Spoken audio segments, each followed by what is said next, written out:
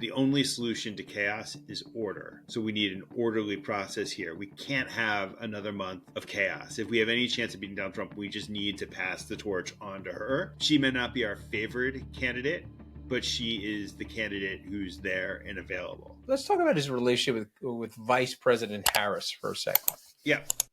So, all right, you talked about his relationship. In order to talk about his relationship with Harris, we need to talk about his relationship with Obama. Yeah. Because Joe Biden was a very loyal vice president to Barack Obama, but he was a very unhappy vice president for long stretches of the administration.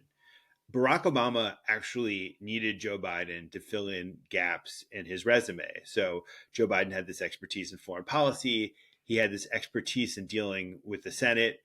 Barack Obama hated dealing with the Senate, so he was happy to outsource that to Biden. And he gave Biden some really hard jobs, like ending the war in Iraq or dealing with the migration crisis in Central America. And Biden he knew that he was always the punchline of Barack Obama's jokes, or the circle around Barack Obama. Joe Biden would give these long monologues about, his grandpa Finnegan, and it would become a punchline for Obama, and they would roll their eyes. And Obama liked to make fun of Joe Biden in public and just needle him because it was good material for him. And so when Biden comes into the presidency, he's determined to have a different relationship with Kamala Harris. On a formal level, it makes sense because he's able to say, he hated how Barack Obama would refer to him as my vice president. So Kamala Harris is going to be described as the vice president. And we're always going to as a matter of process, loop her into decisions, loop her staff into decisions. That was all the most formal means of expressing respect that he could think of. But as a practical matter, because Joe Biden is so self-confident, because Joe Biden has been around the block so many times, he feels like he doesn't have gaps in his resume. So he didn't actually need Kamala Harris in any meaningful sort of way. And because he was dealing with crisis after crisis, he just never developed a relationship with her where he became, it was, a mentor-pupil relationship, teacher-pupil relationship, mentor-mentee relationship. That just never happened. And so she drifted. And look, the vice presidency is funny. It's the basis for a TV show on HBO. You can get a lot of laughs out of telling jokes about the vice president.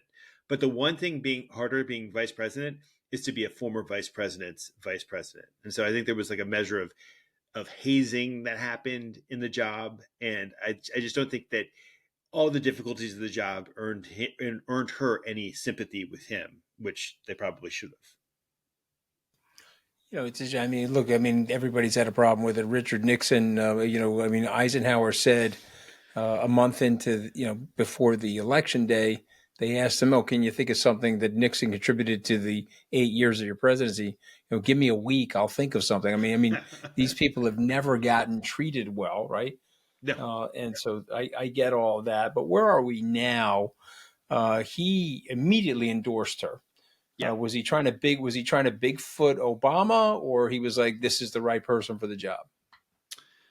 I think that what happened was you had a lot of people within the Democratic establishment come to him and basically say, this has been chaos for the last month. And the only solution to chaos is order. So we need an orderly process here. We can't have another month of chaos. If we have any chance of beating Donald Trump, we just need to pass the torch on to her. She may not be our favorite candidate, but she is the candidate who's there and available. And I think she's ended up surprising even the people who were calling for her to get the nomination with her performance in the first couple weeks out. What's so interesting to me is that when I was reporting on her vice presidency, she just didn't have a sense. The problem was she didn't know who she was. Like, she didn't know who she was as vice president. She didn't know how she would relate to him. She didn't know politically what type of persona she wanted to embrace. There were moments where uh, she would be like, okay, I'm going to be the administration's emissary to the white working class, and because she was doing this work on unions.